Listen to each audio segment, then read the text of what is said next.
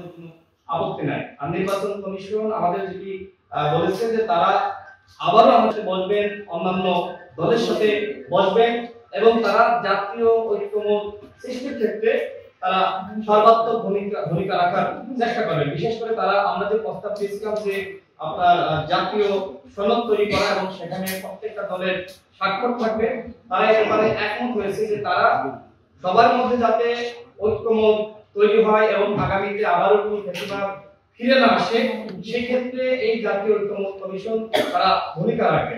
এবং যতটুকু আজকে আমাদের সাথে একমত হয়েছে, অন্যান্য দলের সাথে একমত হয়েছেন, পরবর্তীতে যদি প্রয়োজন হয় সকল দলকে একসাথে নিয়ে জাতীয় সংলাপের মতন করে আয়োজন করে তারা বসবেন। অর্থাৎ তারা আন্তরিকভাবে চেষ্টা করছেন। আমরা গণ অধিকার পরিষদের পক্ষ থেকে আমাদের যে দলীয় এজেন্ডা ছিল সেই এজেন্ডার আলোকে আমরা আমাদের প্রস্তাবনাগুলো দিয়েছি। বিশেষ করে 2021 সালে গণ অধিকার পরিষদ আমরা আত্মপ্রকাশ করি, তখন আমাদের 21 দফা কর্মসূচি ছিল, সেটার সাথে মিল রেখে কিন্তু আমাদের প্রস্তাবনাগুলো দেওয়া। তবে জাতির বৃহত্তর স্বার্থে যে কোনো ঐক্যমতের ব্যাপারে গণ অধিকার পরিষদ সবসময় ভূমিকা রাখবে এবং আমরা নমনীয়। আমরা মনে করি প্রত্যেকটা দলের মধ্যে, বিশেষ করে যারা আমরা ফেসিবাদ বিরোধী শক্তি ছিলাম, আমাদের ভিতরে যদি একতা না থাকে তাহলে কিন্তু আওয়ামী লীগ আবার ফিরে আসতে পারে। যে কারণে ন্যূনতম আমরা যে জায়গাগুলোতে একমত হতে পারি অবশ্যই সেখানে আমাদের একমত হতে হবে এবং যে জায়গাগুলোতে জাতির বৃহত্তর স্বার্থে আসলে একমত হওয়া দরকার সেখানে যদি গণ অধিকার পরিষদকে কোথাও স্যাক্রিফাইস করা লাগে আমরা সেখানেও ছাড় দিতে রাজি আছি। আমাদের সর্বশেষ কথা হলো আমরা একটি জাতীয় ঐক্য এবং সংহতি চাই এবং সেই জাতীয় ঐক্য তৈরির ব্যাপারে আমরা খুবই আন্তরিক। আমরা এই সংস্কার কমিশনকে সেই ব্যাপারে আমরা সহযোগিতা করব। তারা আবারও আমাদের সাথে বসবেন, অন্যান্য দলের সাথে বসবেন এবং সর্বশেষ সবাইকে নিয়ে একসাথে বসে একটি জুলাই চার্টার, রিফর্ম চার্টার বা একটি জাতীয় সনদ তারা তৈরি করবেন যেখানে প্রত্যেকটা দলের স্বাক্ষর থাকবে। আচ্ছা, আপনারা নতুন প্রস্তাব করেছেন যে নারী কর্মজীবীদের অফিস টাইম 2 বছর পর্যন্ত কমিয়ে আনা, কিন্তু আপনারা কি বাস্তবতা জেনেছেন যে 6 মাস ছুটির কারণে বেসরকারি অফিসগুলোতে বিশেষ করে নারীদের অংশগ্রহণ মানে নারীদের রিক্রুটমেন্টের ক্ষেত্রে সমস্যা হয়? তার মানে এটা দিয়ে কি আপনারা চাচ্ছেন যে বাংলাদেশে উন্নয়ন এবং বিভিন্ন বেসরকারি সরকারি প্রেক্ষাপটে চাকরিতে নারীদের অবস্থান কমে আসবে কি এটা থেকে মনে রেখেছেন? এই বাস্তবতা বোধ করে কি আপনারা এই প্রস্তাবনাটা করেছেন কিনা আমার একটু জানা আছে। এটা ধরেন যদি ওভারঅল এই সংস্কার কমিশন কিন্তু এই যে 50 নারী আসন ছিল সেটাকে বাড়িয়ে 100 করার আলোচনা করছে এবং ওনাদের প্রস্তাবনায় আরো ছিল যে উচ্চ কক্ষেও 30% নারীর প্রতিনিধিত্ব। ওভারঅল তারা মনে করেছে যে নানান ব্যারিয়ারের কারণে নারীদের সমাজের মেইন স্ট্রিমে আসা হয় নাই কিংবা তারা পিছিয়ে আছে। So this is the high time যে আন্দোলনেও নারীদের একটা বড় অংশগ্রহণ ছিল, তাদের পার্টিসিপেশন কিভাবে বাড়ানো যায়।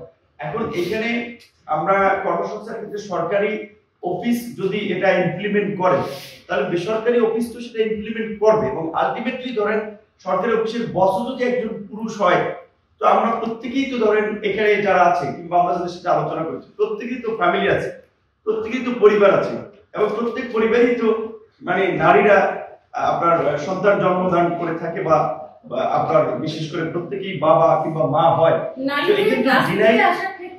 ব্যারিয়ার আরো অনেক আছে, পেশি শক্তি, নারীর পেশি শক্তি থাকে না, অর্থ থাকে না, সেক্ষেত্রে কি আপনারা এই দুটো বিষয়ে আমাদের নিয়েছেন? আচ্ছা, আমরা এই বিষয়ে তো সেই হলো আমরা গণ অধিকার পরিষদ সবসময় নারীর ক্ষমতায়নে আমরা বিশ্বাস করি, যে কারণে নারীদেরকে যে পরিমাণ ছুটি দেওয়া হয় এবং যখন নারীরা প্রসূতি থাকেন সেই সময় তাদেরকে যে সময় তারা কাজ করেন আমরা বলেছি যে এই কাজের সময়টা আরো বেশি কমিয়ে আনতে হবে এবং তাদের মাতৃত্বকালীন ছুটি আরো বাড়াতে হবে। এক্ষেত্রে নারীর কর্মসংস্থানে কোনো সমস্যা হবে না যদি সরকার কোনো আইন তৈরি করে।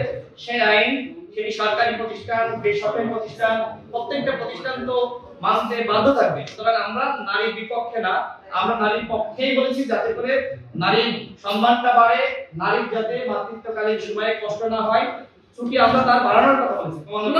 আমি তাহলে বলবো আপনার কাছে রিকোয়েস্ট করব আজকের ব্যস্ততায় প্রত্যেকটা পেশাজীবী হিসেবে নারীর অবস্থান কত আছে সেই শতাংশ আপনি লিখে রাখবেন, সেটা আপনি দলিলবদ্ধ করবেন এবং আপনাদের প্রস্তাবের পরে 2 বছরের রেশিও দেখবেন। আমরা গত 2-3 যুগ সাংবাদিকতায় দেখেছি ক্রমে নারীর অবস্থান কমেছে। আপনাদের 6 মাসের ছুটির কারণে আমাদের গণমাধ্যমে, সাংবাদিকতা প্রফেশনে, ব্যাংকিং সেক্টরে বহুত নারী জড়ে গেছে। আপনারা 2 বছরের কথা বলছেন, তার মানে আমি রিকোয়েস্ট করব আজকের আপনাদের প্রস্তাবনার সাথে আজকে নারী বাংলাদেশের অবস্থান কত, সংখ্যায় কত, সেই সংখ্যাটা দয়া করে আপনারা লিখে নেবেন।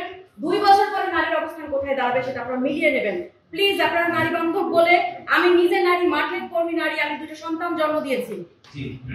আমার রিকোয়েস্ট থাকবে আপনারা দুটো দল আজকে নেবেন এবং সংগ্রহ করবেন, 2 বছর পর্যন্ত মনিটর করবেন।